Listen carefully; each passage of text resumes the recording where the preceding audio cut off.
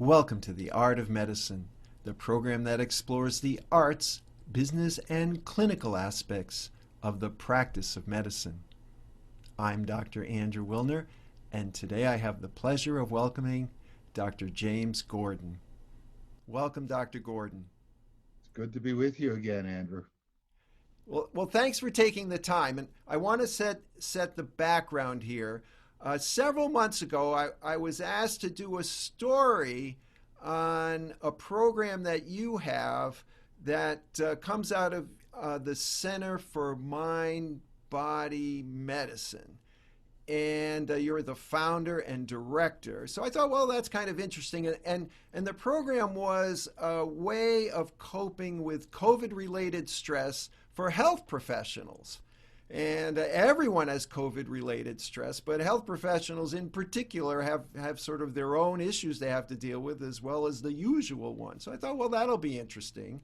So you were kind enough to let me sort of sit in on these group sessions.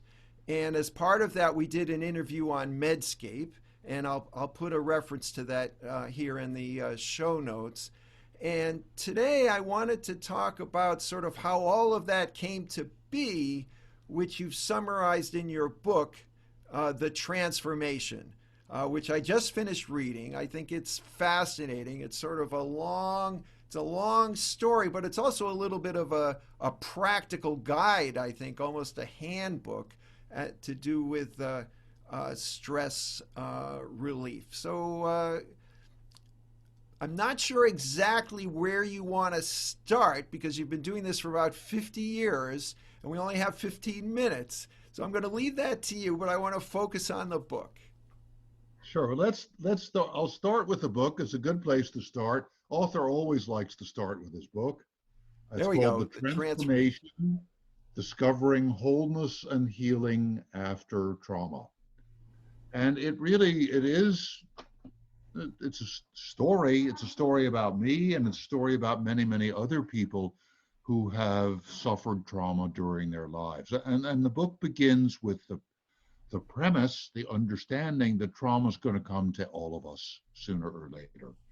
If it doesn't come early in life because of poverty or abuse or neglect or childhood illness, or because we're living in a violent neighborhood, it may well come when we're young adults or in midlife with a major disappointment in a relationship or in our vocational life. And if it doesn't come then, it will surely come as we grow old and become frail and lose people whom we love dearly and have to contend with our own impending death. So the point of the transformation is that trauma is going to come to all of us.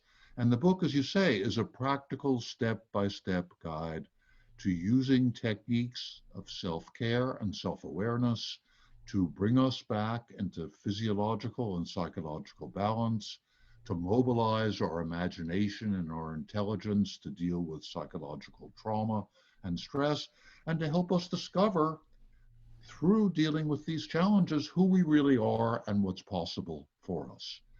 And I've been interested in this really, in a sense, I grew up in a fairly crazy household. And so I was interested, and both of my parents were, on the one hand, inflicting some trauma by their constant fights, and on the other hand, asking me for help.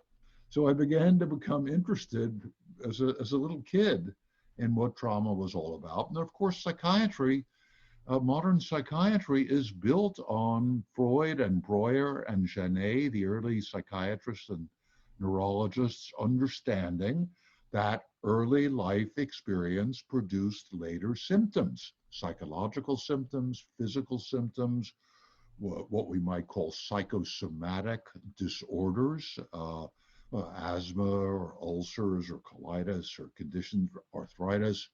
So I've been interested really from the beginning, from as a child, and then from the beginning of my work in medicine.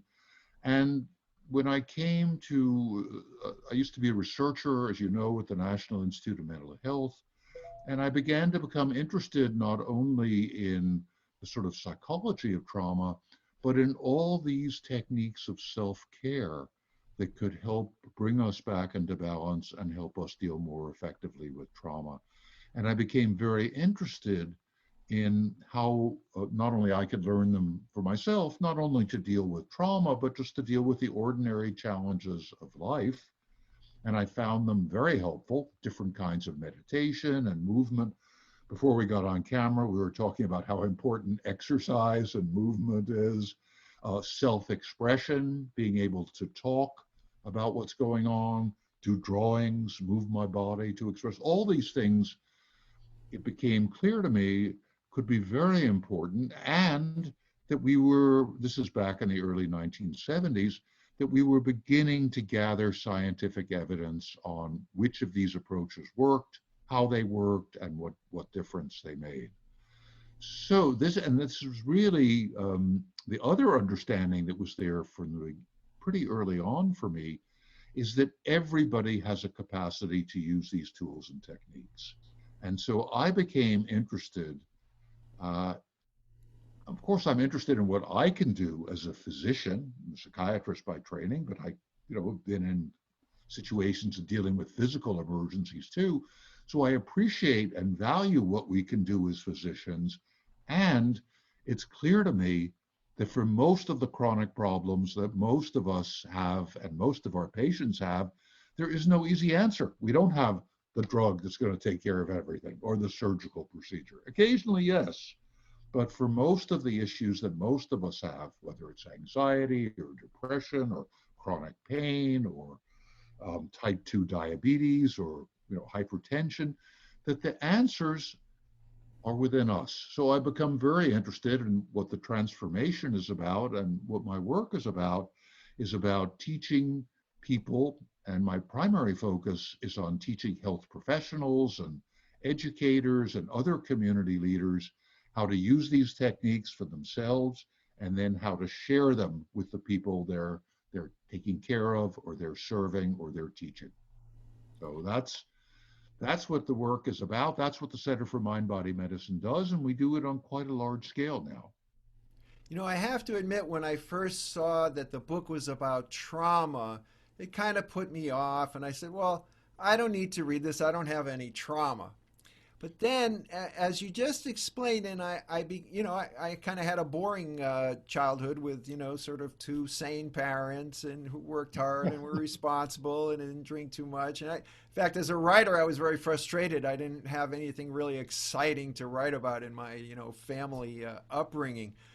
But then I started thinking about it, and, we all really, it's the human condition. We are going to experience the trauma of death, of our loved ones, our parents, our friends. There are traumas, and these are part of life, and that the human condition is filled with traumas regardless of how lucky you are. None of us will avoid them, and just the daily stresses of life can feel like traumas, and are things that we need that we could benefit from having a structural approach, like these exercises that you describe in the book, deep breathing and dancing and meditation and eating well. That a lot of these are common sense things that that your mother told you. You got to eat healthy food, right? You don't have to be a Georgetown professor to recommend that. So I kind of came around, and that was a revelation to me, that yes, life is a chronic condition that is interspersed with trauma, and so maybe this is applicable to everyone.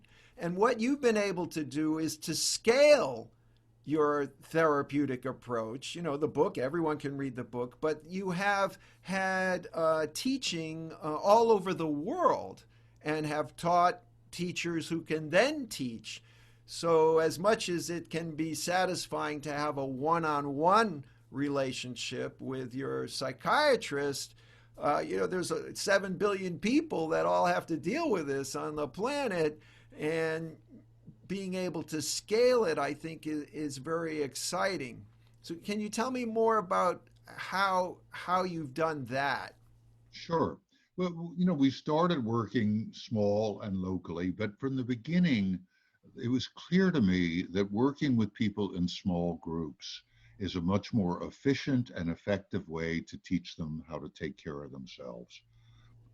Plus, it provides the kind of psychological support that seems to be so crucial, not only in recovering from trauma, but from dealing with chronic illness of every kind. I think that there's a rich and robust literature showing that people who are lonely and isolated are more likely to become ill. They're likely to stay ill longer, and they're likely to die sooner if they're isolated. Whereas bringing people together just just changes our biochemistry, changes our physiology. And this is also, I knew something and had spent some time with indigenous people and subsequently have spent much more.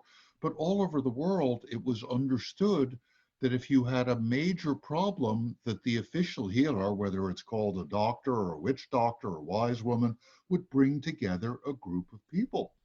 And that's not because they don't know that the condition exists in that person's body. It's because they understand that part of the healing is bringing people together and reestablishing or establishing for the first time those connections. And we love, in our focus on kind of the sort of power of biomedicine and reductionist science, we've too often lost sight of the context. So we began working locally in Washington, D.C., uh, teaching. I was supervising therapists. Then there were so many people who were interested in this approach.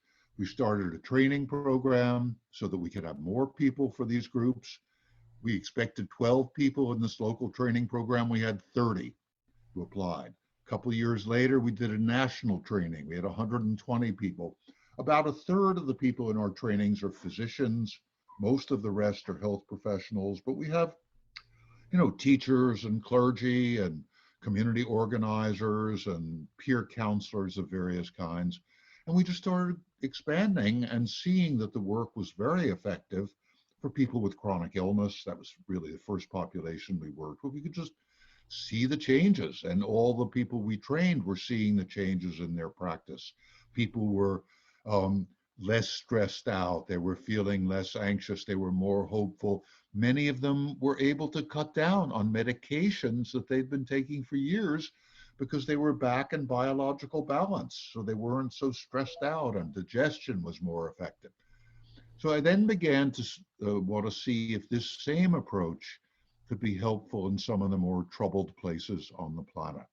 So I went there with a colleague who was a family physician. We went to Mozambique, spent some time with former child soldiers who are among the most traumatized people on the planet. They have done unbelievably horrible things. And in order to get them to do it, they were subjected to the most horrible kinds of torture, being forced to kill their parents or burn their villages and so on. And we could see that the techniques were of use to these kids. This was just a beginning. And the same in South Africa, working with people who had lost family members during apartheid. And we did some workshops for them as well as for health professionals. And then I said, okay, this works. So we began working on a larger scale in Bosnia just after the war, working with both the Croats and the Bosniaks and bringing people together and starting to do trainings. Everywhere we go, my work, the work of the Center for Mind Body Medicine, is teaching and training other people who can then share our work, which is how we get to scale. First large scale program was in Kosovo. And what we learned, and then, I think this is important for our viewers, is start doing this work on stress and trauma now. Don't wait. And I say now, particularly now during this COVID-19 pandemic. And in Kosovo, we went during the war. We saw the tremendous damage that had been done by 4 years of war in Bosnia, not only physical damage, but psychological damage. So we began to work on the ground during the war in Kosovo. Ultimately, we developed a program for the whole country, mind body medicine. is available throughout Kosovo and every community mental health center, and it's an official part of the health system in Kosovo. Subsequently, we've been working on large scale other places in the Middle East with Israelis and Palestinians. The VA system, we're working with the largest division of the VA, VISN 8, which is Florida, South Georgia, and the Caribbean.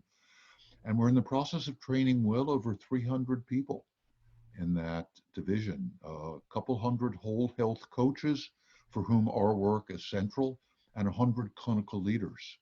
And we have the buy-in from the heads of the whole division of the VA. So we're working in Northern California communities, in Sonoma County, Shasta County, in Houston, Texas, we're in Baton Rouge, we're in Broward County, Florida after the shooting. So we're working on a large scale, and people really, they really like what we're teaching them because they see the benefits on themselves. So, and we have a little sense from being in one of our groups that you learn some techniques, you see that you can relax a little more, maybe focus a little more, maybe it's a little easier to use your imagination or to share what's going on with you. And then the people we train look at the science that explains how and why this happens. So they become very, very enthusiastic users and sharers of what we have to teach, and they integrate it. So the anesthesiologists we train are doing slow, deep breathing with their patients before they go into general surgery.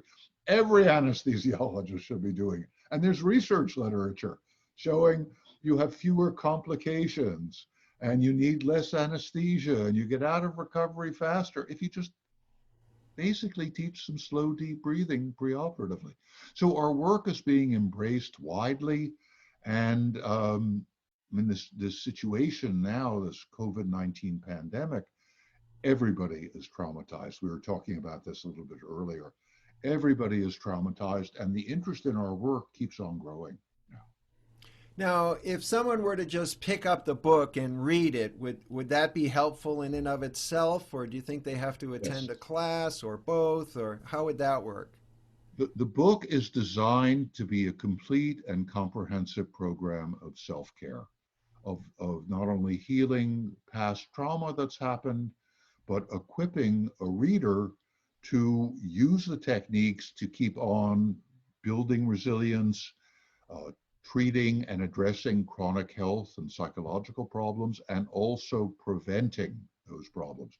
So you can do that purely through reading the book. And there are people who've just read the book, who I've never met before, who've called me up or emailed me and said exactly that. Now, there are other resources that people can use that the Center for Mind Body Medicine has. So I do weekly webinars on the topics that are in the book and also other topics and Facebook Lives.